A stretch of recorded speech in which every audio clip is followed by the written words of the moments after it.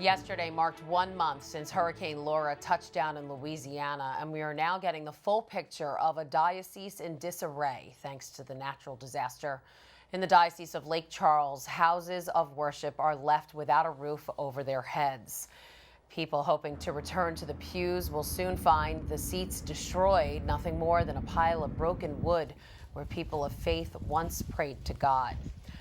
Mother Nature using Hurricane Laura to infiltrate the churches, which must now deal with flooding and piles of grass swept in from the outside world.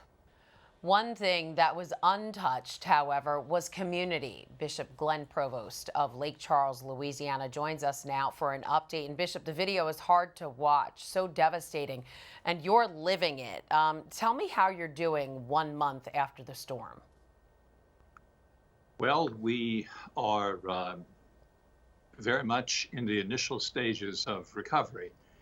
There's a lot that's being done.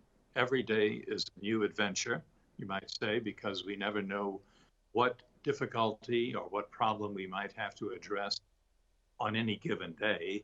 We estimate there were 16 buildings which were either totaled or destroyed in the event. Half of these were churches. There were 27 buildings that were seriously damaged or currently unusable. Those would include everything from rectories to halls, CCD buildings, churches as well, the chancery, our offices, the retreat house, the discernment house, and the schools. I mentioned the schools. We have to be reminded too that communication is a very, very iffy proposition at the moment. We have no landline, no phone lines. We're only operating out of cell phones. Internet, no internet. The reason I can have a limited because of a remote device that's been loaned to me by the Archbishop of New Orleans. That's it. And that's kind of spotty. So communications are very difficult. Tell me, how has the community stepped in to help their neighbors and the parishes?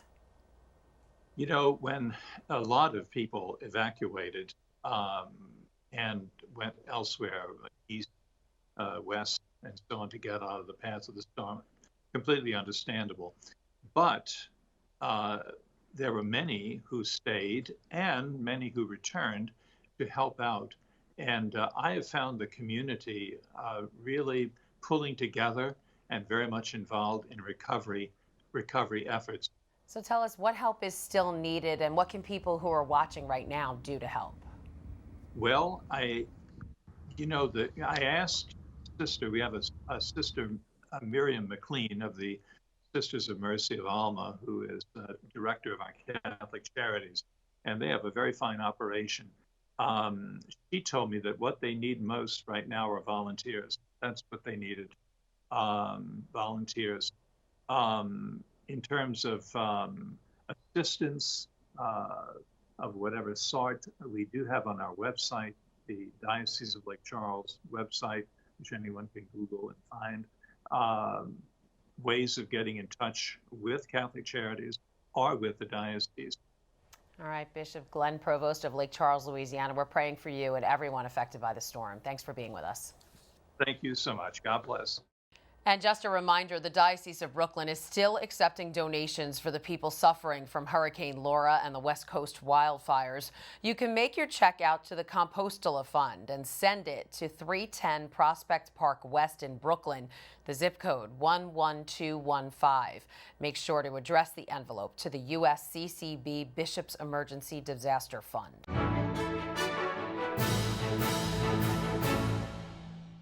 If you're watching Currents News on YouTube, be sure to hit the subscribe button and then click on the bell to get instant updates about all of our newest content, because we are putting your faith in the news.